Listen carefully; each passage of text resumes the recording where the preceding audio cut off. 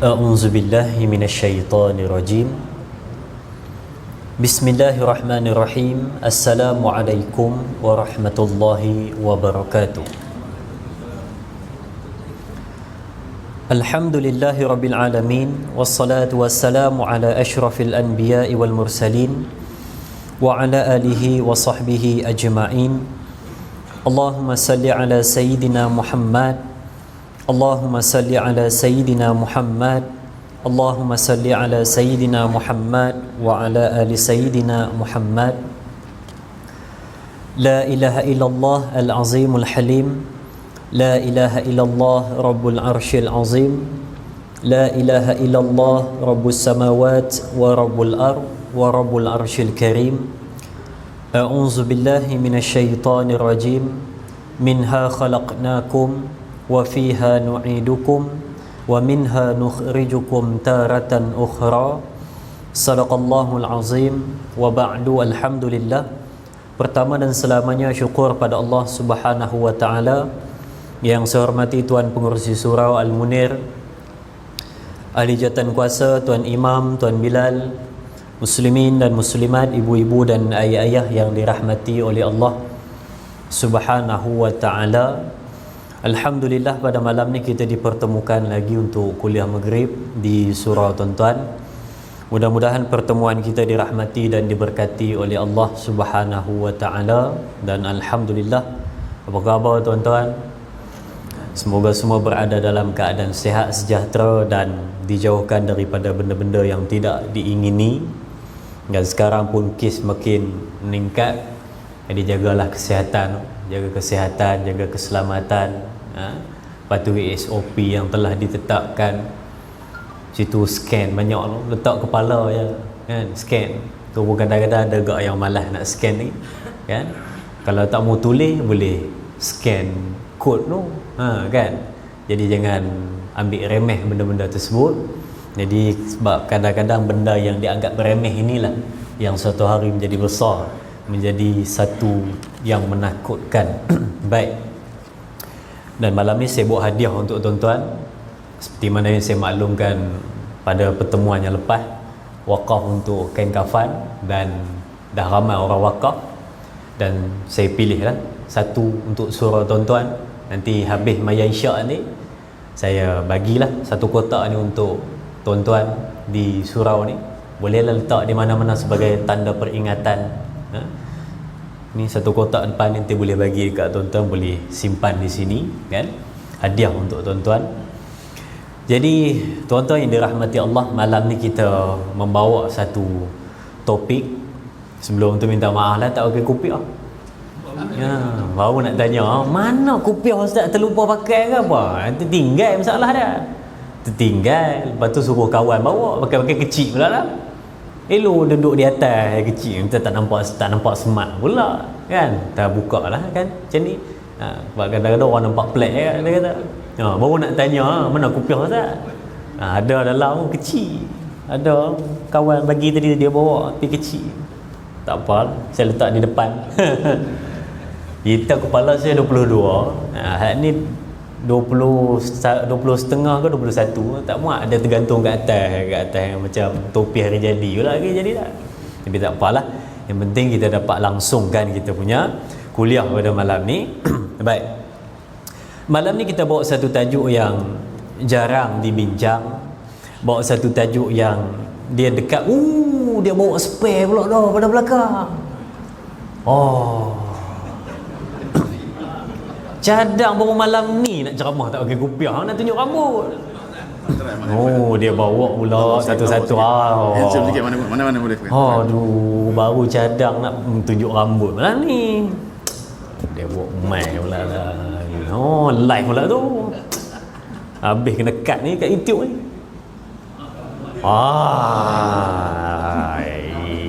First time ni main ceramah orang bagi songkok. Weh, baru cadang nak tunjuk rambut, dia main bawa pula lah. Okey kah? Boleh banyak pilihan ni. Siapa lagi tak ada? Siapa tak ada? Ada lagi yang tak ada? Tapi saya ambil yang kemas, yang hitam. Ni ada warna kuning-kuning kan. Baik. Tragedi semua malam ni.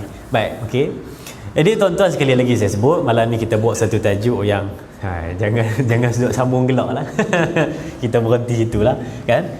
Kalau nampak macam besar tu, macam sengit sebelah tu, anggap tak nampak sudahlah, anggap fashion sudahlah kan. Depa kata first time Ustaz, sepanjang kami ceramah kuliah Maghrib di surau kan, ni first time kan, orang bagi songkok, malu kat orang. Baik, okey, tadi saya sebut kita kupas tentang tajuk yang jarang dibincang, tajuk yang orang anggap seperti mana biasa-biasa, tapi sebenarnya merupakan satu benda yang penting dalam hidup. Satu tajuk yang nampak seperti mana tajuk yang belajar tak apa, tak belajar pun tak apa, tapi sebenarnya manfaatnya cukup besar, berkenaan dengan kawan dan sahabat, berkenaan dengan siapakah dia kawan, siapakah dia sahabat. Jika mana orang ini dia perlukan sahabat dalam kehidupan, sahabat yang macam mana perlu dicari, dan sahabat yang macam mana perlu dihindari, dan sahabat yang macam manakah akan membawa kita ini jalannya lurus sahaja ke jalan yang baik. Itu yang bakal kita bincang pada malam ni, berkenaan dengan kawan dan juga sahabat. Seperti yang saya biasa sebut dekat tuan-tuan, berkenaan dengan ramai orang confuse. Confuse apa? Confuse. Dia kata, kaulah kawan aku, kaulah sahabat aku. Kaulah sahabat aku, kaulah kawan aku. Dia cuba nak bezakan di antara dua, apa makna sahabat dan apa makna kawan. Saya ulang sekali lagi pada malam ni, bila disebut sebagai seorang kawan, kawan ni dia mudah cari, mudah jumpa, dan waktu seronok ramai dikeliling, dan bila mana waktu susah belum tentu ada. Ni nama dia kawan. Senang dicari, mudah dijumpai, dan nak dibawa bersama-sama dalam kehidupan pada masalah susah dan senang, belum tentu dia bersama. Ini kawan, ramai kawan gembira.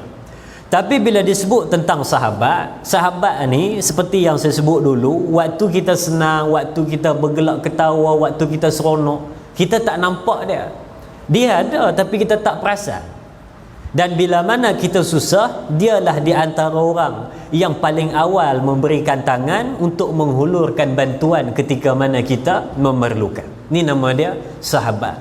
Waktu susah, dia datang mula-mula. Orang hak macam ini susah nak dijumpai, tapi bila mana ada, tolong pegang dia sehabis baik. Dan kita nak lihat satu kata-kata daripada Adi bin Zaid, seorang penyair Arab. Dia sebut, bila mana kamu bertemu dengan seseorang, maka kamu tak payah tanya siapa dia orang tu. Kamu bertemu dengan seseorang, kamu tak payah tanya siapa dia kamu, siapa kamu, tak payah. Tapi dia kata bila kamu bertemu dengan seseorang, cukuplah kamu tanya siapa kawan kamu. Siapa kawan kamu, siapa sahabat kamu. Cukup kamu tanya itu. Bila ditanya pada dia, kenapa kena tanya siapa sahabat dia, siapa kawan dia, siapa orang di sekeliling dia? Baik tanya siapa dia. Sebab dia kata daripada mengetahui siapakah sahabat orang tersebut, kita dapat tahu siapa dia orang itu. Dia kata kamu tak payah tanya siapa dia, cukup kamu tahu siapa orang di sekeliling dia, kamu dah tahu siapa dia. Sebab dijawab di bawah tu benar apa dia kata. Sebab orang ini dia akan terpengaruh dengan siapa-siapa yang berada di sekelilingnya, iaitu kawan dan sahabatnya. Sebab tu hati-hati dalam memilih kawan dan juga sahabat. Sebab ramai orang pada hari ini dia salah memilih. Bila salah memilih, salah mencari, maka akan jadi susah hidup. Sebab apa-apa yang dia lakukan, yang paling dekat dengan dia adalah kawan. Sebab kadang-kadang ada orang yang dia dengan family pun dia tak rapat, dengan keluarga dia pun dia tak rapat, dengan abang dia tak rapat, dengan adik dia tak rapat, dengan mak ayah kadang-kadang tak berapa rapat. Tapi yang dia rapat adalah dengan kawan dan juga sahabat. Jadi bila mana rapat dengan kawan dan sahabat, nasihat yang baik pun datang daripada dia, nasihat yang buruk pun datang daripada dia. Saya buat dua contoh. Sahabat yang betul-betul beriman dan sahabat yang lebih kurang. Yang pertama adalah sahabat yang lebih kurang. Saya buat contoh. Bila mana tuan-tuan ada masalah, dah bergaduh di rumah suami isteri, dengan anak pun tak nak bertegur siapa lagi, dah lah kali keluar pergi jumpa dengan kawan. Bila marah panas hati, keluar jumpa dengan kawan. Telefon dia ada di mana, pak pergi jumpa. Bila pergi jumpa dengan dia, kita pun duduk muka masam cuka 14. Tuan-tuan faham? Muka masam, muka cuka 14, faham? Saya sampai hari ni cari jawapan, tak jumpa-jumpa lagi apa maksud dia. Tapi kita tahu istilah tu, muka masam, muka 14, muka jenis muka tak seronok, jenis muka masam. Bila keluar pergi jumpa dengan kawan, kawan tanya, kenapa muka macam ni? Ada masalah ke? Kita pun kata, ya ada masalah. Di rumah tadi aku balik kerja penat, hadap jam nak sampai ke Taman Seri Nanding tu punya jenuh nak sampai. Tadi saya lalu dekat kedai tepi bukit tu. Kedai tepi bukit tu. Orang panggil apa situ? Kedai tepi bukit punya tepi bukit tu. Penuh kedai. Seronok. Cadang nak berhenti bila-bila lalu. Dulu masa saya lalu, bukan dulu, bulan lepas lalu tak berapa banyak lagi kedai. Tadi subhanallah punya banyak kedai makan. Tuan-tuan kalau pergi situ, dia jadi macam mana, jadi rambang mata nak pilih kedai makan mana. Lalah kali jalan balik gitu sebab tak tahu nak pilih kedai mana. Lalah kali makan di rumah. Banyak kedai tepi tu. Dia punya view cantik. Sambil makan boleh tengok Ampang. Boleh tengok Ampang ke boleh tengok KL? Boleh tengok KL lah. KL tu Ampang bukan bukan. Ampang Selangor. Kan KL lain. Tapi cantik. Kalau ada masa pilih tengok bawa anak-anak. Tapi bahaya sebab apa? Bahaya sebab situ tak ada tandas. Kalau makan agak-agak sikit perut kan, nak buang air kan, pandai-pandai lah sendiri kan, sebab tak ada tandas situ. Tapi bukan nak cerita tu. Nak cerita tadi dia kata, ya aku balik kerja penat, hadap jam pun semua, duk itu duk ini, tiba-tiba balik ke rumah isteri beletih tak habis. Aku marah betul kat dia. Lalah kali aku keluar tinggal dia di rumah dengan anak-anak, malas aku duduk di rumah. Lalah kali bila jumpa dengan kawan yang lebih kurang bukan sahabat yang baik, agak-agak dia akan bagi nasihat apa? Dia akan keluar daripada mulut dia ayat jenis tu, relax lah, hai sikit ya pun dah beletih. Hang kalau tak sabar sangat, hang bubuh ya. Tu jenis kawan jahat. Jenis kalau tak sabar sangat, jenis macam aku, kalau balik tu beletih aja, aku bagi. Dia bagi habis last sekali dia sebut, kalau tak tahan sangat, pisah je lah. Buat apa duk tinggal macam tu? Jenis balik ke rumah bising, dia tak tahu kita letih kerja ke apa, kau balik ke rumah beleting, pisah je lah.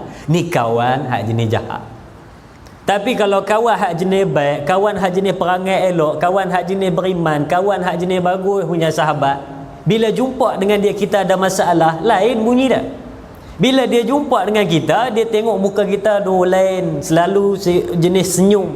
Bila jumpa pada hari ni jenis muka masak. Dia akan tengok, dia tanya kenapa, dan dia akan tengok keadaan. Nak tanya itu jangan sampai kita ni tak selesa.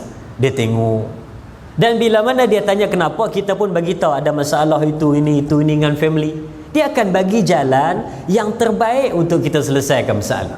Dia akan sebut, biasalah tu, kita balik kerja penat menghadap jalan, dia duduk di rumah penat jaga anak, sama-sama penat. Jadi kalau dia pun marah, hang pun marah, tak selesai. Bila dia tengah marah, hang cuba cool elok sikit, lama-lama dua-dua jadi elok lah. Tak apa, hang ni balik kedai ni, hang beli cakutiau ke apa ke, balik ke rumah bagi dia makan. Elok lah tu, tadi dia cuma panas seketika. Tu kawan yang baik. Dia tak ada sebut pisah, dia tak ada sebut bubuh, tapi dia sebut benda yang baik-baik. Ni yang kita nak. Sebab tu malam ni alang-alang jumpa dengan tuan-tuan, dalam masa yang ada, saya nak bawa tengok pesan daripada Alqamah, seorang sahabat Nabi Muhammad sallallahu alaihi wasallam, ketika mana dia pesan kepada anak dia. Bila dia pesan kepada anak dia, wahai anakku, bila mana kamu ini terasa perlu kepada sahabat, terasa perlu kepada teman. Sebab kamu ni duduk seorang-seorang pun boleh, tapi tak lengkap hidup. Sebab dia mesti perlukan sahabat, mesti perlukan teman dalam hidup. Dan dia kata pada anak dia, kalau kamu perlukan teman dalam hidup, pastikan teman kamu ada ciri-ciri tersebut. Ni yang kita nak tengok malam ni.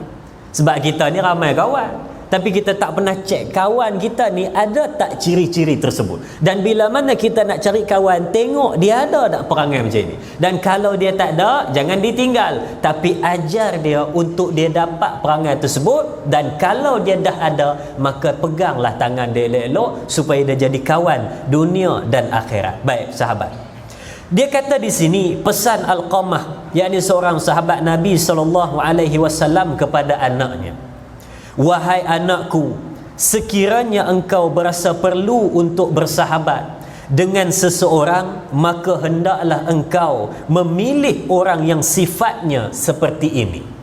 Yang pertama, pilihlah sahabat yang suka melindungi sahabatnya.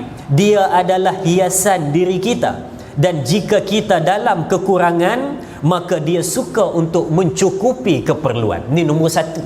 Dia kata melindungi. Tuan-tuan jangan faham melindungi tu bila mana ada mai kucing garang nak mai gigit dia pergi tepih, bukan yang tu saja.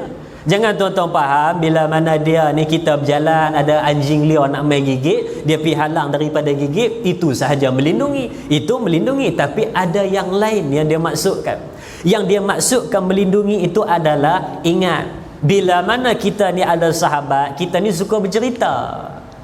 Kita ni suka bercerita, suka cerita rahsia, suka cerita apa yang terbuku di hati, suka cerita apa kita punya penat lelah, kita mengadu pada dia. Kita suka cerita pada kawan-kawan. Sebab kawan-kawan ni kita percaya pada dia, kita cerita satu benda. Dan sampai satu tahap, mungkin tuan-tuan akan cerita satu benda yang rahsia. Bila cerita satu benda yang rahsia, rahsia ni orang tak cerita ke orang. Rahsia orang tak cerita ke orang. Sebab tu pelik bila tengok di Facebook ada orang tulis, tuan-tuan nak tahu tak, rahsia kurus 3 hari. Mana ada orang cerita rahsia ke orang? Siapa nak tahu rahsia tinggi 3 bulan? Rahsia pergi cerita ke orang. Buat apa? Siapa nak tahu rahsia dapat badan sado 2 bulan? Rahsia mana ada cerita ke orang? Yang betul tips, cara-cara tu boleh, tapi sebut rahsia, betul cerita ke orang macam tak berapa kena. Dia ni kadang-kadang bila sahabat ni dia cerita rahsia kepada sahabat dia, dia pun cerita macam ni, macam ni, macam ni, macam ni, macam ni. Sebab tu alalang saya sebut tentang rahsia ni, saya ingatkan pada tuan-tuan, bila mana nak bercerita sesuatu pada orang, tambahan pula benda yang aib ataupun rahsia, tolong tengok orang itu betul-betul. Sebab ingat, kalau waktu baik dia adalah sahabat, tapi bila mana dah bergaduh, dia musuh. Bila dia jadi musuh, rahsia tadi dia akan terbuka satu-satu. Tuan-tuan baik dengan dia, tuan-tuan cerita kisah lampau, kisah silam. Kan kita suka cerita kisah silam kita. Aku dulu, saya dulu, aku dulu, cerita habis. Waktu kita baik dengan dia, dia dengar, dia kata tak apa, tu cerita lama, tu kisah silam. Tak apa, tu cerita lama, tu kisah silam. Tu waktu baik. Bila mana waktu dah bergaduh, agak-agak jadi apa? Kita dulu waktu muda, oh jenis buat apa segala benda kita buat. Tapi bila mana dah meningkat usia masuk 30, kita dah taubat. Bila mana masuk umur 40, dah faham agama. Bila mana masuk umur 40 lebih, nak masuk 60, dah mula dekat-dekat, dah pandai jadi imam, dah pandai baca khutbah. Tiba-tiba mai satu hari, tuan-tuan bergaduh dengan dia, tuan-tuan pun baca khutbah mayang Jumaat. Siang dia baca khutbah. Lepas tu yang tuan-tuan bergaduh tu, tuan-tuan pernah cerita kisah silam pada dia, agak-agak dia duduk kata apa di bawah. Dia tengok tuan-tuan di bawah duk baca khutbah, dia pun senyum, dia tengok, dia kata, cik dia ni dulu masa muda-muda dia ni macam aku ke? Macam hang macam mana? Kawan sebelah tanya. Dia waktu muda-muda macam aku juga, ketum dia minum juga, apa kedai nombor dia tak pergi macam aku juga, bila dah sekarang dah taubat jadi elok. Kita pun tanya, hantau mana sebut macam itu? Dia pernah cerita kat aku kisah silam dia. Siapa suruh cerita? Waktu aku baik aku simpan, tapi bila mana dah bergaduh aku cerita. Sebab tu suatu hari tuan-tuan kena faham betul-betul. Nak cerita apa-apa benda pada orang, pastikan kena tahu siapa dia. Sebab takut satu hari nanti bila mana bergaduh dia akan buka. Yang dimaksudkan nombor 1 tadi, pilih sahabat yang melindungi adalah bila mana dia tahu satu aib pasal kita, dia tak buka suka-suka hati, dia simpan. Walaupun bergaduh macam mana pun, walaupun dia marah macam mana pun, walaupun dia jumpa siapa-siapa pun, dia akan simpan betul-betul aib tersebut sebab dia nak lindungi sahabat. Sebab bila mana terbuka, bila mana dipecahkan, sahabat dia jadi malu. Jadi dia akan melindungi. Dan dia kata nombor satu tadi, bila mana tuan-tuan dalam keadaan kekurangan, dialah yang bakal mencukupkan kekurangan tersebut. Bila mana tuan-tuan bajet tak ada, mai pula musim PKP macam ni, mai pula bajet makin lama makin kurang. Bila tuan-tuan mengadu sahaja ada masalah, dia akan sampai bagi. Kalaupun tak banyak, tapi ada dia bagi. Kalaupun tak berapa cukup, tapi asal boleh dia bagi. Ini namanya kawan hak baik nombor satu. Nak cari kawan, carilah kawan yang seperti ini. Baik. Yang nombor dua, pilihlah seorang sahabat yang apabila engkau menghulurkan tangan untuk memberikan jasa baik ataupun bantuanmu, dia suka menerima dengan rasa terharu. Jikalau ia melihat kebaikan yang ada padamu, dia suka menghitung-hitung dan menyebutnya. Ini nombor dua, sahabat. Tuan-tuan fikir balik hari ni, saya ada kawan berapa ramai, saya ada sahabat berapa ramai, saya ada teman berapa banyak. Lepas tu tengok dia ada tak sifat seperti ini. Yang nombor dua, dia kata, bila mana tuan-tuan ni nak bagi pertolongan kepada dia, bila mana tuan-tuan ini nak bagi bantuan kepada dia, dia ni menerima dengan rasa terharu. Sebab ada orang yang bila mana kita nak tolong, mulut jahat.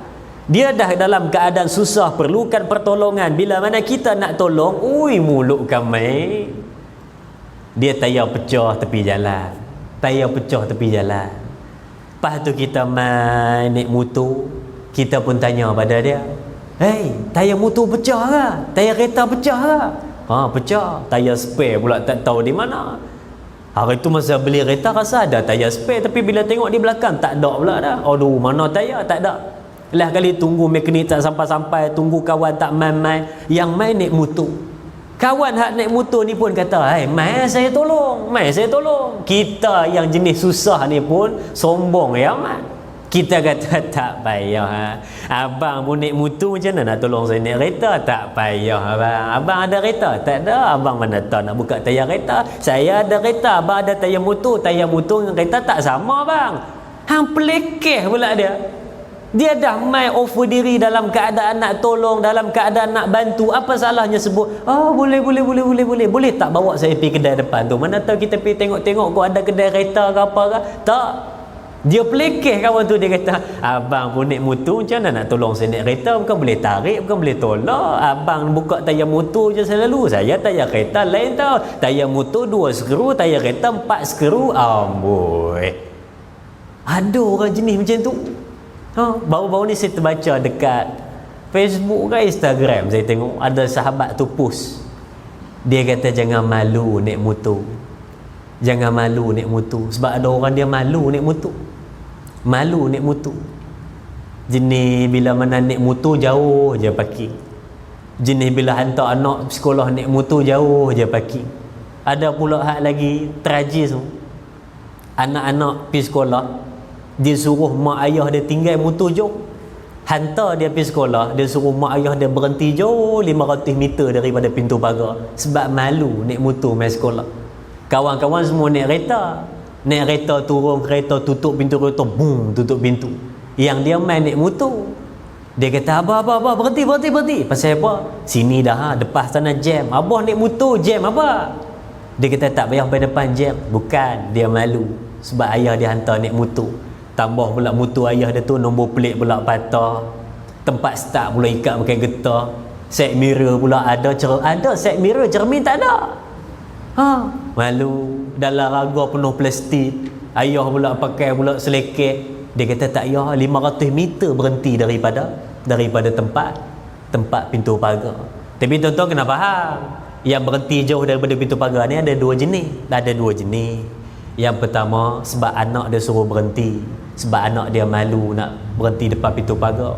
Yang kedua, sebab ayah dia memang nak berhenti jauh, sebab yuran sekolah tak bayar lagi. Kan? Yang mana satu faham je lah. Mungkin kita hak nombor 2. Anak kata depan lagi, depan lagi tak bayar, sini sudah, depan lagi jauh berjalan tak bayar. Kenapa rupa-rupa yuran sekolah tak bayar lagi? Cikgu kat depan, main depan tu memang kena tanya lah. Cik, yuran tak bayar lagi? Malu berhenti jauh 1 kilometer anak jalan kaki. Cikgu tanya, kamu main sekolah jalan kaki ke? Jalan kaki. Pada ayah hantar jauh je hantar. Tapi nak cerita hak tadi, kawan tu dah datang nak tolong, dah offer, hulur tangan nak bantu, tiba-tiba dia boleh sebut, dia kata, oh tuan naik motor, saya naik kereta. Yang dikatakan sahabat tadi, bila kita main nak tolong bantu, walaupun pertolongan tu tak seberapa, tapi dia betul-betul menghargai pertolongan tersebut. Walaupun sekadar dia menyebut kita nak masuk pintu, tiba-tiba kain pelikat masih lagi tinggal di luar. Lepas tu dia kata, tuan, kain nak terkepit tu, kain nak terkepit tu. Kita pun nak terkepit, kita pun tarik masuk dalam, kita pun jalan. Walaupun pertolongan hanya sekecil macam itu, tapi dia betul-betul ucap terima kasih lah tadi sebut kain saya nak terkepit pintu. Kalau tidak dia saya sembahyang seluar pendek saja, kain pelikat tak ada koyak. Terima kasih sebab tolong. Kecil aja, tapi dia ingat benda tersebut. Dan yang seterusnya dia kata tadi apa? Dia kata bila mana kita ini ada satu benda yang hebat ataupun kebaikan pada diri kita, dia selalu sebut sebagai semangat. Hak jenis yang kita tak mau, bila mana kita ada satu benda yang hebat, bila mana kita buat satu benda yang baik, ada kawan yang dia datang, dia pelekeh benda baik kita buat.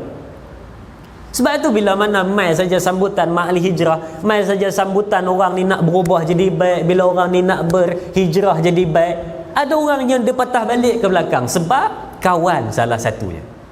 Apa sebab kawan tu menyebabkan kawan yang patah balik ke belakang jadi perangai lama? Sebab bila mana dia buat satu benda baik, kenapa kamu pelekehkan benda baik yang dia buat? Dia dah mula berjinak-jinak nak pakai jubah. Dulu tak pernah pakai jubah. Dulu tak pernah pakai jubah, dia dah berjinak nak pakai jubah. Pak, dia beli jubah, dia pakai. Kita pula kata, apa hang ni jubah ni jenis orang-orang sah depan, kita sah belakang tak payah. Dia kata, apa pula sah? Menjubah dengan sah mengena. Dia kata hang tak payah pakai jubah apa semua. Hang tak takut ke kalau hang pakai jubah malam ni tiba-tiba nanti tahlil punya bacaan dia pun suruh hang macam mana? Hang tak takut ke? Oh, dia fikir tu pula tu. Sebab tu ada orang yang tak berani pakai jubah. Sebab dia takut bila mana Tok Imam tak datang, Tok Bilal tak ada, hak pengurusi pun tak ada, dia kena jadi imam. Sebab kita pun satu hal juga. Jenis kita ni jenis, kalau tengok ramai-ramai imam tak ada, yang pakai jubah kita suruh jadi imam. Siapa jadi imam? Malam ni tak ada imam. Abang, pakai jubah ni ustaz ni. Oh, kasi jubah ni ustaz. Nah, kali kawan jadi takut, dia jadi satu orang panggil apa, trauma. Dia nak pakai pun jadi takut. Tambah pakai serban pula lagi. Berani pakai serban malam ni. Baca tahlil malam ni. Bukan main. Tadi dah buat pengumuman kan. Nanti lepas saja semai isyak kita ada baca al-mu, lepas baca al-mu baca tahlil. Agak-agak sekejap lagi. Dia pun kata, adik ni macam budak tahfiz ni baca. Sudah. Padahal dia baru berjinak-jinak nak pakai serban, baru berjinak-jinak nak pakai jubah, mai pula kawan hak jenis jahat, dia pula kata macam tu, lagi tak jadi dah. Habis. Patut bila mana sahabat yang baik yang dicari tadi adalah bila mana kita buat satu benda yang baik, kita ada satu benda kehebatan, dia akan sebut benda tu sebagai penguat semangat kepada kita. Kita main masjid, dia pun kata, bagus ya. Sebelum ni aku seorang je main, hang dah main aku pun jadi semangat nak main. Bagus lepas ni main lagi. Tu sahabat baik. Bila mana kita dah start pakai jubah, dulu sembahyang pakai tracksuit dengan apa nama baju t-shirt je. Lepas ni dia dah start pakai jubah, dah start pakai serban. Dia puji, "Ui, smart, bagus ya." Kan? Aku ada jubah lebih kat rumah, nanti main ambil. Dia puji lagi. Ni yang kita nak. Tapi hak jenis pelekeh yang tu kita tak nak. Sama akak-akak belakang. Kan? Kawan beli telekung baru, apa salah pi puji sikit? Tak salah. Ini pelekeh. Apa macam ni punya design? Mana ada orang pakai macam ni design pi sembahyang? Tak ada. Tak payahlah cakap macam tu. Dia beli tu kumpul duit pada tadika tau. Dari tadika kumpul duit sehari sekupang menabung nak beli telekung Siti Khadijah. Tak pun telekung Kiswah Zainab nak beli. Kita kena sebut penaja, silap sebut benda lain pula dah. Dia nak beli telekung, tiba-tiba dah beli, sudah. Pi kutuk pula, pi komplain pula, tak pernah ada orang pakai macam ni. Mana beli ni? Beli tak tanya orang, beli tanya lah mana ada orang pakai macam ni dah. Siap tunjuk. Patut puji sikit, segak ke lawa ke, baru dia rasa seronok. Dia beli dan dia seronok untuk pakai untuk ibadat. Sahabat macam ni kita nak. Tu baru dua, ada banyak lagi ciri-cirinya. Sempat kita baca sampai habis. Baik. Yang ketiga, bila mana kamu nakkan sahabat, maka kamu pilihlah sahabat yang, siapakah dia? Pilihlah seorang sahabat yang apabila engkau menghulurkan tangan untuk memberi jasa baik ataupun bantuan, maka ni yang tadi baca tadi baik, Pilihlah sahabat yang jikalau engkau meminta sesuatu daripadanya, pasti ia memberi. Jikalau engkau diam, maka dia mula menyapa dulu. Dan jika ada sesuatu kesukaran ataupun kesedihan yang menimpa dirimu, dia suka membantu dan meringankan serta menghiburkan. Nombor 3 ni banyak benda. Dia kata nombor 1, kalau kita ni minta sesuatu, dia akan cuba penuhi. Kalau dia tak ada benda tu, dia akan bagi jalan supaya kita dapat benda tu. Tuan-tuan main cuti Sabtu Ahad, tak ada pergi mana. Tuan-tuan nak bercucuk tanam, berbudi pada tanah di belakang rumah. Banyak tanah, nak tanam cabai, nak tanam bendi, kan? Nak tanam jagung, kan? Nak tanam apa lagi, macam-macam tuan-tuan nak tanam. Banyak idea nak tanam, ya? Ada orang dulu cerita, dia kata nak tanam jagung rebus dulu. Siapa pula ajar? Dia kata nak tanam jagung rebus dulu biji dia, betul baru tanam. Tobat, sampai bila-bila pun tak tumbuh. Tu yang berlaku dalam hantu Kak Limah. Dia suruh kawan tu jaga pokok jagung tu, selagi tak tumbuh jangan balik, dia kata. Dia dah rebus biji tu. Dah kali dia suruh orang bunian tu pergi jaga biji tu. Tu yang Kak Limah kena rasuk. Siang Kak Limah, kan? Sebab kuda punya pasal Kak Limah pula kena. Masuk dah. Dia azan dulu ke apa saya lupa. Bukan nak saya teruskan. Baik. Okey. Banyak benda nak tanam. Tiba-tiba pergi selongkar store apa semua, dah siap benih-benih dah semua dah beli, cangkui tak ada. Bila cangkui tak ada, cari-cari nak beli agak mahal. Lah kali pergi pinjam kawan sebelah. Pergi ketuk dia punya tingkap, kata, saya nak pinjam cangkui boleh? Boleh. Dia pergi ambil. Tengok-tengok cangkui dia pun tak ada. Pergi mana pula? Dia pun fikir tak ada, nak beli agak mahal semata-mata nak bagi pinjam ke orang. Tapi bila mana dia tak ada, dalam hati dia ada satu perasaan. Perasaan apa? Aduh, sedihnya tak dapat tolong dia. Kalau tuan-tuan ada kawan macam ni, seronok. Sebab nak cari orang yang sedih bila mana tak dapat tolong orang, payah. Kalau ada 100% orang di situ, nak dapat 0.99 pun payah. Orang yang berasa sedih bila mana tak dapat tolong orang. Saya sebut, kalau tuan-tuan ada satu perasaan sedih bila mana tak dapat penuhi apa orang minta tolong, maka tuan-tuan orang hebat.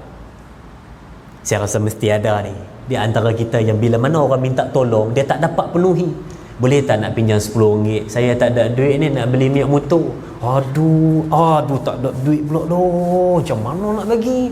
Saya nak bagi tapi tak ada duit. Aduh, sepanjang jalan nak balik tuan-tuan teringat, aduh tak boleh bagi pula, Allah sian sungguh ke dia. Kalau ada perasaan macam tu, tuan-tuan hebat. Yang ramai, aduh terbagi pula doh. Tu ramai. Yang tu ramai. Aduh terbagi pula doh. Aduh.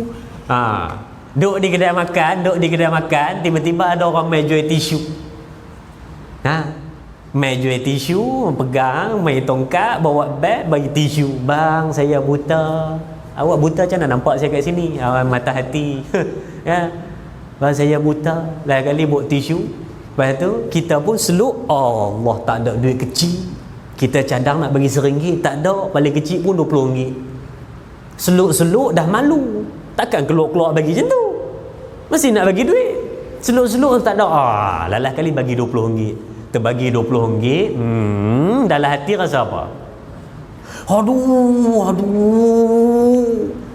Itu haduh-haduh saja okey. Yang masalah dia, yang bagi RM20, dia minta 20 keping tisu. Sebab dia kata, saya bagi RM1 dapat satu kan? 20 bagi. Dia minta 20 keping. Abang tu pun kira balik, tak balik modal. Dia kata RM20, 20 tisu kena bagi, tak balik modal. Nyesal jadi buta, dia kata, kan? Tapi nak disebut apa tadi? Yang ramai dia, aduh menyesal bagi. Yang tak ramai, aduh menyesalnya tak boleh bagi. Aduh siannya tak boleh bagi. Ni yang dia kata. Sahabat yang ketiga ni yang kita nak cari. Kalau tuan-tuan ada minta pertolongan apa-apa, dia usaha untuk dapatkan benda tersebut. Kalau dia tak ada cangkui tadi, dia akan pergi suruh tanya orang lain. Abang pergi tanya rumah depan tu, hak simpang belah sana tu rumah Tuan Eri tu, pergi pinjam kat dia. Tuan Eri? Betul ke Tuan Eri nama dia? Yang set-set kuliah tu. Saya set dalam telefon, jangan bagi tahu dia, nama Eric. Tuan-tuan Eric. Eric tu yang dalam TV tu deko rumah yang atas botak, bawah ada janggut tu Eric. Saya ingat nama Eric, tapi sampai sekarang tak tukar lagi. Tapi nama Eric. Mana dia? Tak ada. Ada. Ada. Ja, ada. Kan? Oh, nama Tuan Eric. Saya pelaan, so nak sebut kan, Tuan Eric. Baik, okey. Dia usaha cari, dia kata pergi rumah depan tu, rasa rumah dia ada tu. Dulu saya pun pergi pinjam kat rumah dia. Rumah dia ada. Dia akan bagi tahu. Ni sahabat yang bagus. Dia akan cuba agak penuhi apakah yang kita mahukan. Dan yang seterusnya disebutkan di sini, jikalau engkau diam. Kalau kita diam, dia akan tak senang dulu. Noh kakak belakang. Kita biasa menyembang, ngumpat orang, cerita buruk orang, kutuk-kutuk orang kan. Pagi-pagi tak ada pergi mana, lepas hantar anak pergi sekolah, bawa kopi secawan, pergi duduk depan rumah, buka pintu pagar, panggil kawan tu, panggil kawan ni, ajak ngumpat. Lepas tu bila mana panggil, kawan ni diam je. Tak cakap apa, duk tengok jalan tar, tak cakap apa. Kita rasa tak sedap hati. Yang tak sedap hati tu, yang tu bagus.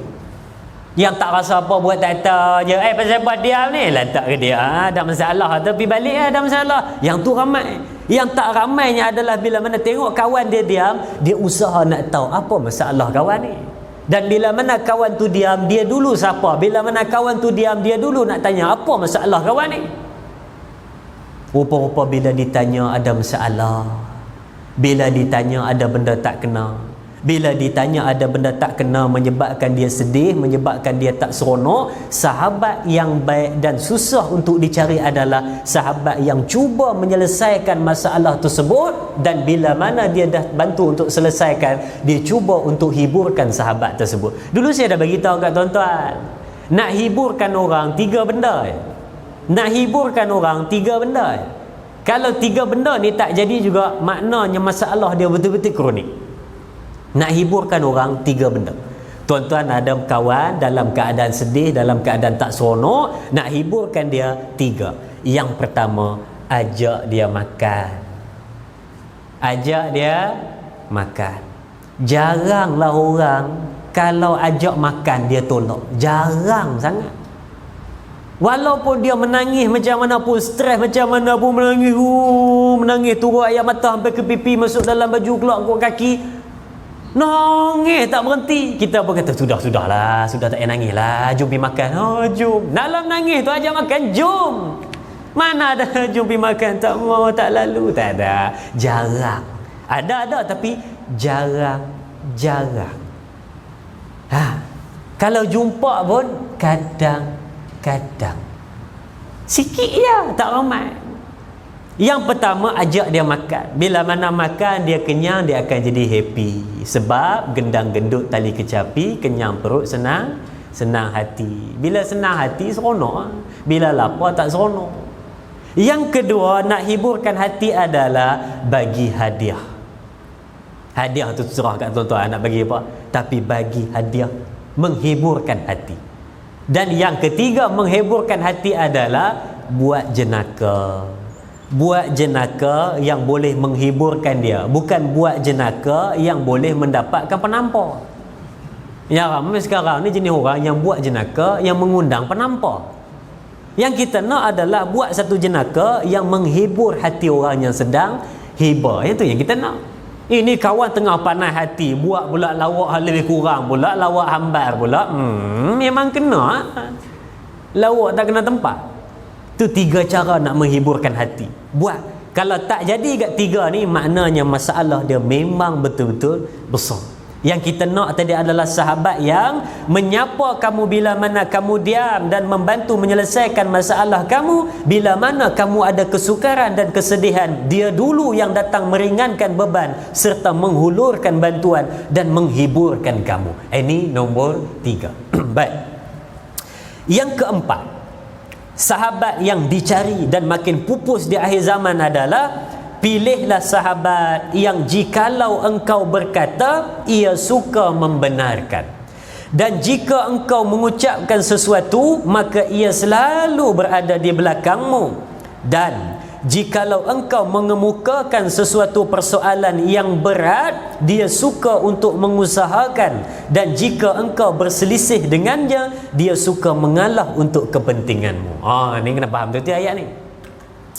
Dia kata yang seterusnya ini, bila mana tuan-tuan bercakap satu benda, dia suka membenarkan. Maknanya ada dua membenarkan ni. Satu, kalau tuan-tuan cakap benda yang betul, dia akan tolong support benda tersebut. Dan kalau tuan-tuan cakap benda hak salah, dia cuba perbetulkan. Tuan-tuan cakap benda hak salah, dia perbetulkan. Tanda sahabat yang baik. Saya buat contoh mudah. Tuan-tuan nak tengok seorang sahabat yang dia memahami erti sahabat itu sangat-sangat besar. Bila mana tuan-tuan datang bawa satu berita, tengok macam mana dia terima berita tersebut. Tengok macam mana dia terima berita tersebut. Ada orang yang bila mana dia datang bawa berita, ni nombor satu. Kita kita berlari datang kat dia, kita kata, "Hei, nak tahu hari ni kes blo banyak orang ni." Sahabat yang dia faham satu benda, dia akan sebut, "Oh ya ke, banyak orang ni, meningkat semua, aku pun tak tengok lagi." Padahal dia tahu dah. Dia dah tahu berita tersebut banyak tu jumlahnya macam ni, dia dah tahu A to Z. Tapi bila mana sahabat dia datang cerita satu benda yang dia dah tahu, dia akan sebut, "Oh ya ke?" Dia buat-buat tak tahu. Sebab kalau kawan tu datang cerita satu benda, tiba-tiba tuan-tuan kata, "Apa hal lambat lah, aku dah tahu lah. Orang dah sampai ke bulan hang baru nak cerita, orang dah tahu habis dah. Hal lambat." Kalau tuan-tuan sebut macam itu, agak-agak yang datang bawa berita tu, dia rasa apa? Dia rasa sedikit kecewa. Sebab dalam ramai-ramai orang yang berada di situ, dia terfikir kat kita dia nak bagi tahu. Tiba-tiba tuan-tuan cakap macam tu pada dia, sedikit terkesan pada hati. Walaupun beritanya tak seberapa pun beritanya. Nak tak seberapa pun berita dia. Tapi dia nak bagi tahu hak tu. Dia mamai dia kata, "Oi, Liverpool kalah 7-1-7-2." Bagi tahu, marah ke mana? 7-2 pula tu. Kan? Terkejut bangun pagi tu tengok-tengok, 7-2. Oi, lain macam. Saya ingatkan saya mimpi. Pusing telefon terbalik pula. Apa-apa betul ke 7-2? Tu hak mana tahu, hak mana ada peminat dalam ni. Itu kita cerita biar kita cerita lain. Tapi nak bawa cerita bila mana tuan-tuan sebut macam tu, dia jadi lain. Tapi bila mana tuan-tuan kata, "Oh ya ke? Oh betul kan lah, ya ke?" Bila sebut macam itu, dia penat berlari tu, dia tak rasa. Sebab dia dah dapat sampaikan berita pada tuan-tuan, hak tu dia seronok. Ni kita nak tengok sahabat tu, benda kecil-kecil je dia punya tanda-tanda, tapi tak ramai orang perasan. Dan dia kata pula yang seterusnya, bila mana engkau mengemukakan satu persoalan yang menyebabkan berat bagi dia, tapi dia cuba untuk mengusahakan benda tersebut, dia cuba untuk jawab walaupun benda tu berat bagi dia. Kita ni jenis kawan yang banyak tanya, jenis kawan hak banyak tanya. Asal ada benda nak tanya je, orang panggil dia mat tanya. Sebab asal ada benda je nak tanya je, suka tanya. 8.30 kita habis. Lebih jauh kan. Sekarang isyak masuk awal. Tu azan ke? Ke dah azan tadi? Dah azan tadi kan? Dah masuk tadi kan? Okey.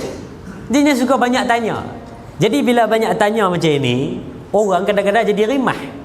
Orang kadang-kadang jadi rimah sebab kita ni banyak tanya. Tapi hak kawan tu walaupun tanya banyak kali, dia tetap macam tu juga. Tuan-tuan ingat burung apa? Burung murai. Burung apa? Burung murai. Burung apa? Burung murai. Ayah dia tu, anak dia tanya, dia ikut jawab. Kalau tuan-tuan jumpa sahabat macam itu, bagus. Tuan-tuan duduk dalam kuliah malam ni, dia duduk sebelah kita. Yang banyak tanya tu duduk sebelah. Kita cakapnya dia tanya, kita cakapnya dia tanya. Assalamualaikum. Assalamualaikum tu apa? Alhamdulillahirabbil alamin. Oh, alamin tu apa? Sepatah aja dia tanya, sepatah ada. Tuan-tuan jangan kata tak ada. Ada ke tak ada? Dia dengar aja benda yang dia tak pernah dengar, dia akan tanya. Dia tak pernah dengar, dia tanya. Kita pun kadang-kadang, aduh, menyesal aku duduk sebelah dia ni. Tapi sahabat yang baik, dia jawab, "Oh tu salah. Oh tu ya." Dia dengar je. Dia cuba bagi tahu tak. Dia tak ada marah, tak ada maki. "Ha ni apa ni? Tak faham ni." Dia tak ada. Dia akan dengar satu-satu, dia akan jawab. Dia tolong sahabat dia. Dan dia kata pula tadi, yang ni yang paling payah. Dan kalau tuan-tuan dapat kawan macam ni, seronok tuan-tuan. Dia kata apa? bila mana berselisih. Berselisih tu jangan tuan-tuan faham dia mai pada sana kita mai pada sini bertemu, bukan tu selisih lain. Yang selisih dimasukkan ni bila mana tuan-tuan sedikit tak kena angin dengan dia. Dia kata A, tuan-tuan kata B. Tak boleh A B tak boleh. Tapi yang sahabat baik ni dia akan cuba sedikit mengalah sebab dia nak jaga persahabatan. Dia kata ni, bila mana selisih dia akan mengalah untuk kepentingan. Dia bergaduh. Oi, tadi aku masuk je pintu pagar, aku dah aim dah parking tu. Kenapa hang masuk dulu? Aku dulu nak parking situ. Aku tengah ghostan kereta macam tu, tiba-tiba nak masuk belakang, kereta hang dah ada. Bila hang masuk? Wah, aku dapat dulu akulah. Mana boleh. Masuk pintu pagar aku dulu, yang masuk parking hang dulu. Dia kira siapa masuk pintu pagar dulu. Mana boleh je tu, saya dapat dulu. Tak boleh bergaduh. Sahabat yang baik dia akan keluar daripada parking. Dia kata tak apa, masuklah, saya parking di rumah. Tak apa, parking di rumah. Padahal rumah dia depan tu je pun, bawa kereta. Dia kata tak apa, saya parking di rumah. Dia tak apa pagi. Macam tu lah. Dia elakkan pergaduhan. Tak apa, biar kawan tu masuk. Ni dia kata tadi, nak berselisih saja tak apa. Dia kata, oh Allah, kadang-kadang kita hari ni jenis tak boleh. Benda-benda kecil pun nak bergaduh. Tolong tuan-tuan, sekali lagi saya sebut, kita tiap-tiap tahun nak ada perubahan benda baru. Tahun ni tolong buat satu benda berubah daripada menambah-nambah musuh dalam hidup. Tak payah tambah musuh. Syed nak bergaduh je.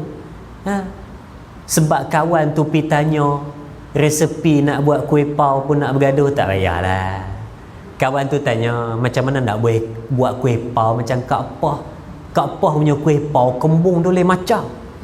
Orang punya kuih pau besar tapak tangan aja, dia punya kuih pau besar roti canai. Orang tu tanya, Kak bubuh apa dalam ni? Rupanya dia ada resepi rahsia. Orang bubuh tepung penai, dia bubuh tayar mutu. Rupa-rupa pakai pam. Pam tiap-tiap pagi. Rupa-rupa ada resepi rahsia. Saya dulu pergi satu tempat, ada orang cerita. Dia kata zaman-zaman dulu ada orang buat laksa pakai resepi rahsia.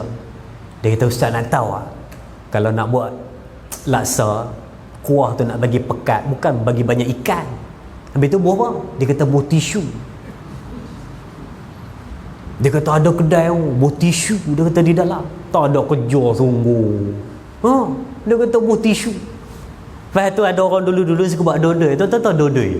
Bukan yang la ilah tu dodoi anak. Ni dodoi yang macam chewing gum tu, yang warna hitam tu. Dodol. Okey, dodol orang panggil apa sini? Dodol lah, dodol kan. Orang tua-tua dulu dia buat dodol, kalau dia nak bagi hitam tu pekat dia lain macam, dia letak air kopi lah dalam. Nak bagi pekat, nampak cantik. Bila makan tu baru ada kafein dalam dia. Makan dodol pun ada kafein. Tu yang fly tu. Dia buah air kopi dalam. Orang tu cerita, ustaz nak tahu kalau nak buat dodol, nak bagi hitam pekat, bubuh kopi dia kata dalam. Oh ya ke? Saya dalam hati bubuh kiwi. Bubuh kiwi kasut lah tu. Tapi dia kata tu petua dulu-dulu. Kalau tuan-tuan nak try boleh tapi rasa dia boleh tahan tak? Sebab pernah rasa orang buat air kopi sikit dalam, bagi dia hitam pekat cantik. Orang buat gula merah, dia buat kopi. Baik, okey, selesai tu. Tu namanya dodol. Kalau dodoi lain, tu dalam buai. Baik, okey. Nak diceritakan tadi, benda-benda kecil pun kadang-kadang nak bergaduh. Setakat benda 1, 2, 3, 4 kecil-kecil, nak bertelingkah tak payah. Selesaikan, jangan bertelingkah, jangan bergaduh. Tambahan pula kawan dah lama, daripada kecil kawan dengan dia. Dulu sekolah tadika, pergi sekolah sama-sama pegang-pegang tangan. Laki sama laki pegang tangan pergi sekolah tadika. Masa kecil tak ada apa pegang-pegang tangan. Cuba tuan-tuan buat main masjid ni, tuan-tuan main pegang tangan. Agak-agak orang tengok apa? Lain macam jalan la jalan dua orang pegang tangan. Lain macam. Tapi masa kecil jalan sama-sama, main sekolah rendah masuk sekolah duduk meja sebelah-sebelah, main sekolah menengah duduk meja sebelah-sebelah, duduk asrama satu katil. Main kerja pun office sebelah-sebelah. Dah buat bisnes kedai makan, seorang buka kedai makan, seorang buka kedai gunting rambut sebelah-sebelah. Mai tiba-tiba ada kes sikit je, bergaduh. Hang bukan lagi kawan aku, hang bukan sahabat aku. Mulai hari ni kita putus talak 3. Masa bila hang kahwin dengan dia? Sebab benda kecil, 40 tahun punya kawan, lupa habis. Sebab tu zaman sekarang ni persahabatan mulai murah. Sekarang ni sebab duit putus kawan, sebab benda ni putus sahabat, sebab jawatan tak kenal kawan, sebab nakkan kepentingan dunia pisah kawan. Oh, hati-hati. Sebab tu zaman sekarang ni saya bawa tajuk ni malam ni bukan saya saja. Ni bukan saya saja. Saya ni semalam lepas tengok cerita hang tua. Saya tengok cerita hang tua semalam. Tu yang terfikir nak buat cerita bab sahabat. Daripada kawan baik mengaku bersaudara, tiba-tiba hujungnya bertikam-tikam. Tuahkah benar, jebatkah benar, jebatkah benar, tuahkah benar. Direktor kata cepatlah sikit, tuahkah benar. Daripada sahabat mengaku saudara, tiba-tiba boleh bergaduh. Lepas tu hari ni bawa tentang sahabat supaya tuan-tuan fikir balik. Waktu susah kadang-kadang family tak boleh tolong, sahabat yang sampai. Waktu tuan-tuan sakit, kawan karib tak boleh datang, sahabat yang sampai. Waktu tuan-tuan memerlukan keuangan, kawan baik tak boleh sampai, apa semua tak sampai, family, saudara mara tak boleh tolong. Kadang-kadang sahabat hulu duit bawah pintu. Sebab tu bila mana ada sahabat, pegang tangan dia, ucap terima kasih. Waktu Covid ni tak boleh pegang tangan, peganglah dia punya apa, kain jubah ke apa, pegang, ucap terima kasih. Sepanjang jadi sahabat saya terima kasih. Kalau saya ada salah tolong tegur, kalau saya ada buat silap tolong betul, dan sama-sama kita menuju syurga Allah Subhanahu wa taala. Dan difahamkan di sini ada satu kata-kata ni, kita punya penutup pada malam ni. Ada satu kata-kata, jangan berkawan dengan seseorang yang tidak membangkitkan semangat taat kepada Allah. Amal kelakuannya tidak memimpin kamu ke jalan Allah. Dalam satu hadis yang bermaksud seseorang itu akan mengikuti pendirian, yakni kelakuan temannya. Kerana itu tiap orang harus memilih siapakah yang harus didekati sebagai temannya. Nak pilih tu kena pilih betul-betul, nak cari tu kena cari betul-betul. Dipesan pada kita Nabi sebut, kalau kamu kawan dengan orang yang dia ni apa nama, jual minyak wangi, dapat bau wangi. Siapa hak kawan dengan hak tukang besi, dapat percikan besi. Maka memilih kawan, lihatlah siapa kawan tersebut. Dan sesuai dengan kata daripada Adi bin Zaid sebentar tadi, kamu tak payah tanya siapa dia orang tu, cukup kamu tengok siapa kawan dia, kamu akan tahu siapa dia. Jadi tuan-tuan, carilah sahabat yang baik, dan kalau sahabat kita tak berapa baik, maka perbaikilah dia. Sama-sama memperbaiki di antara satu sama lain. Jadi tuan-tuan, cukup setakat itu pada malam ni. Mudah-mudahan bermanfaat. Jadi tuan-tuan, kita tutup dengan doa. A'udzubillahi minasyaitan. Ya. Nak tanya kopiah? Bukan? Ya, bukan. Kita dilahirkan dari kecil sampai besar ni. Okey. Dengan ayat tu, banyak kali dengan ayat tu, janganlah kamu mati kecuali dalam Islam. Apa maksud ayat tu? Wala tamutunna illa wa antum muslimun. Betul ke ayat tu? Betul. Janganlah kamu mati melainkan dalam agama Islam. Okey. Baik. Kalau saya salah, tolong berbetul. Ini saya menjawab kepada soalan yang ditanya oleh sahabat kita. Saya selalu nak tanya nama. Apa nama? Lupa. Zizi. Oi, nama glamour. Zizi. Orang Khmer. Okey, baik. Disebut kita dilahirkan dalam Islam, dan janganlah kamu mati melainkan dalam agama Islam. Maknanya mungkin kita boleh lihat berkenaan dengan cara hidup, jalan hidup. Dan ada orang yang dia ni DIC-nya tulis Islam. Ada pula orang yang bila ditanya agamanya Islam. Ada orang yang bila mana disebut kamu ni lahir Islam, tapi ada yang cara hidupnya tak melambangkan dia seorang Islam. Cara hidupnya tu tak nampak dia ni seorang Muslim. Dan yang paling ditakuti adalah bila mana dia dalam keadaan sakaratul maut, dia dalam keadaan masih lagi tidak dalam memenuhi tuntutan sebagai seorang Islam. Dengan solat pun tidak, zakat pun tidak, puasa pun tidak. Dan apakah artinya bila mana dia sebut sebagai seorang Islam, dan dia ni mengaku sebagai seorang Islam, tapi rukun yang 5 itu dia tidak lakukan. hanya sebut di mulut tetapi di dalam hati dan juga perbuatan dirinya tidak dilaksanakan apa yang disebut sebagai rukun-rukun Islam. Itu yang kita takut. Dan mungkin juga boleh menjawab kepada persoalan tadi, yang dimaksudkan adalah dia tidak mengerjakan apa yang dituntut di dalam Islam. Itu yang mungkin boleh dijawab kepada persoalan tadi, dan mungkin ada yang lebih arif untuk menjawab. Minta maaf jika ada tersalah dan tersilap, insya-Allah. Baik, okey. Okey, baik. Jadi yang ni nanti lepas isyak kita bagi ya. Jadi tuan-tuan ni dia antara tempat yang terpilih lah, tempat terpilih untuk dibagi, sebab ada 10 kotak orang wakaf. Jadi inilah yang terpilih. Jadi tuan-tuan, sekali lagi saya sebut, ingin wakafkan set ini kepada surau tuan-tuan, dan kalau ada yang nak berwakaf lagi, RM53 satu bahagian kiswah Zainab, boleh tanya kepada sahabat saya ataupun terus berjumpa dengan saya pun boleh, insya-Allah. Baik. Okey, jadi tuan-tuan mari kita tutup dengan doa. Auzubillahi minasyaitonirrajim. Bismillahirrahmanirrahim. Alhamdulillahirabbil alamin. Wassalatu wassalamu ala asyrafil anbiya'i wal mursalin wa ala alihi wa sahbihi ajmain. Allahumma ighfir lana dhunubana wa liwalidina warhamhum kama rabbawna shighara. Allahumma faqihna fid din wa 'allimna ta'wil. Allahumma yassir wa la tu'assir. Allahumma tammim bil khair. Ya Allah, jika ada dalam surau ini yang sakit, sembuhkanlah. Jika ada yang berhutang, kau langsaikanlah. Jika ada yang bergaduh, kau damaikanlah. Jika ada yang bermasalah, kau bantulah ya Allah. Satukan hati-hati kami, satukan hati-hati kami, satukan hati-hati kami. Ya Allah, jauhkan kami daripada bala, wabak, bencana dan perkara yang tidak diingini ya Allah. Rabbana atina fid dunya hasanah wa fil akhirati hasanah wa qina azabannar. Wa sallallahu ala sayyidina Muhammad wa ala alihi wa sahbihi wa tabaraka wa sallam.